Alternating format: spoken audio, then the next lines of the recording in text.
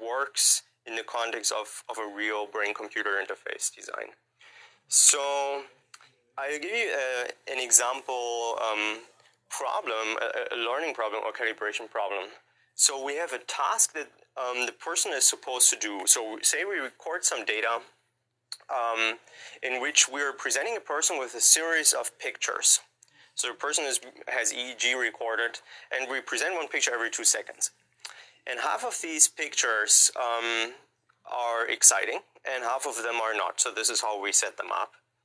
And we're recording one channel of EEG up here at the CZ location. And so another question is, how can we design a brain-computer interface that can determine for a given moment whether the person is being shown an exciting or a non-exciting image? And you would answer that question based on a chunk of EEG around the time when the person sees that image. And what we'll do now is, well, we're taking each of these 300 trials. We cut out a chunk of EEG around that of about a second. And we are now extracting a short feature vector that characterizes the EEG in a compact manner. And we're assigning a label, either E for excited or NE for non-excited. And then we're using machine learning to find some kind of a statistical mapping from a feature vector onto the output and onto the label, basically. Compact manner.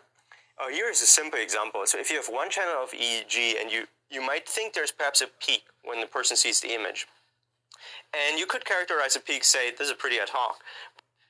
Each trial, each moment where the person sees an image, now has these 3 numbers associated. And of course, your original label.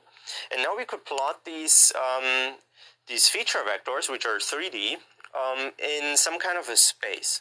And let's say we're plotting all the exciting trials that we had in red and all the non-exciting trials in green.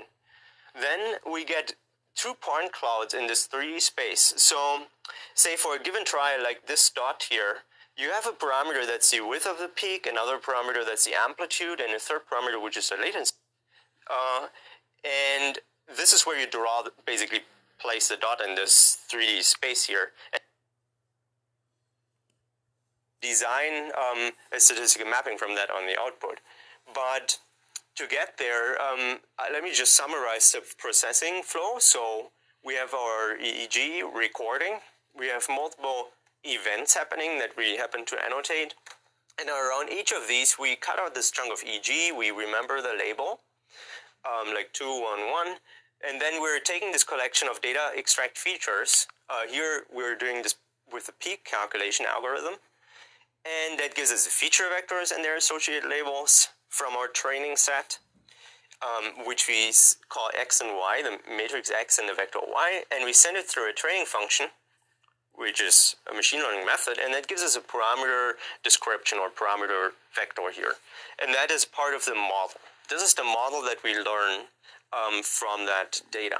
And that model tells us how we have to treat a particular point to tell whether it's exciting or non-exciting. And so one simple algorithm is linear discriminant analysis. Is one of the simplest possible, where the idea is you're finding a plane. You take all the red points and you take the average, which is the mean for the class mu I, and you do the same for the green. And you're also evaluating this, which gives you the covariance matrix, which characterizes, in a sense, the spread of this distribution, and you do it for the other as well. And the vector that's orthogonal to this plane is basically the mean difference, which is lying between these 2 curves here, between these 2 blobs, and rescaling it in some way based on the spread of these distributions. The parameter is the shift of the plane relative to the origin in the coordinate system. That's this B here. And B is also very easy to calculate. It's basically just taking the midpoint. With multiple classes, there's other methods. And it's also under the assumption that there's equally many red and green dots here. There's some